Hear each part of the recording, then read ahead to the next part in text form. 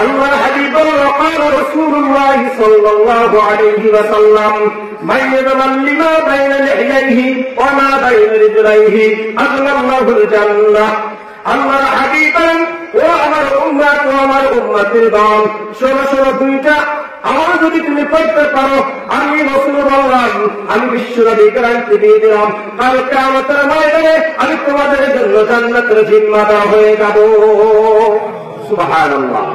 বলবো আমার যদি আল্লাহর হাবিব বলেন এক নম্বর আমল হলো তোমার জবানের গুনাহ থেকে বাঁচবা কারণ জবান দিয়ে মানুষ মিথ্যা কথা বলে, জবান দিয়ে মানুষ মিথ্যা কথা বলে, জবান দিয়ে মানুষ কি করে বিবাদ শেখায়ত করে, জবান দিয়ে মানুষ মানুষের পিছনে পরনিন্দা করে, কথা ঠিক না বেশি। আল্লাহর হাবিব বলেন এই জবানের সাথে সংশ্লিষ্ট যে অন্যায়গুলি অপরাধগুলি আছে ও আমার উম্মত উম্মতের দল শুনে যদি এই জবানের গুনাহ থেকে অপরাধ থেকে যদি দূরে থাকতে পারে আমি রাসূল গ্যারান্টি দিলাম কাল কিয়ামতের ময়দানে তোর জন্য জান্নাতের জিম্মাদার হয়ে যাব সুবহানাল্লাহ।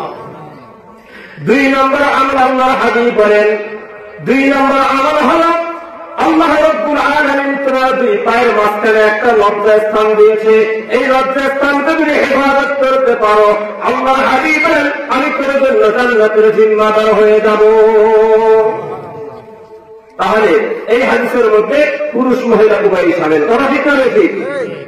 একটা হলো জবান আর একটা হলো লজ্জাস্থান। মানুষ যখন জৈবনা উপনীত হয় তখন এই জৈবনা আমার এই যুবক ভাইয়েরা লজ্জাস্থান অনেক পরিণাগোনা করে কি করে না? এই জন্য আল্লাহর হাবিব করেন